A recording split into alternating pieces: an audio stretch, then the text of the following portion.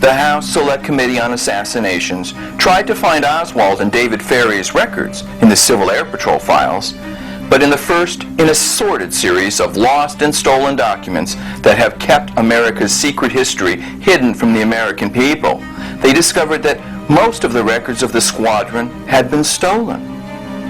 One record, which escaped being stolen, however, reveals that Oswald joined the Civil Air Patrol on July 27, 1955, while at summer camp with Dave Ferrie and Barry Seal. Here we recall how for 40 years, Warren Commission apologists have tried to tell us that Oswald and Ferrie didn't even know each other. But we didn't have to look any further than the New Orleans Public Library to meet someone who knew different. Colin Hamer was a fellow Civil Air Patrol cadet with Lee Harvey Oswald in David Ferrie's squadron. Lee Harvey Oswald was in my Civil Air Patrol unit from the summer, sometime in the summer of 1955. So I was in recruit class with him. As it turns out, the feds were interested in David Ferrie and Barry Seal long before the Kennedy assassination. I did speak to the agents of the U.S. Border Patrol about Ferrie before the assassination. They seemed to think that he had something to do with getting Carlos Marcello back into the country after he was deported. Alvin Bobuff confirmed to us that he had picked Ferrie up at the airport following his return from Guatemala with Marcello. So, just who was this man, David Ferrie, who recruited both Barry Seal and Lee Harvey Oswald? Here's another 40-year-old secret revealed. Ferrie himself was recruited in 1942 into the CIA's predecessor organization during World War II, which he spent flying undercover missions in South America. Eddie Shearer was in Ferrie's Civil Air Patrol outfit before joining the Air Force. For a long time, starting in about '56, Dave Ferrie took over as the senior commander for the cadet squadron.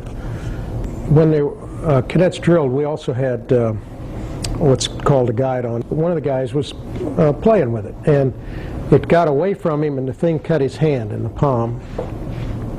And that's when I realized that Dave had probably been doing hypnosis with him or some other, because he went to him and had him hold his hand up and then started speaking to him, saying that you'll feel sensation, no pain, the bleeding will stop.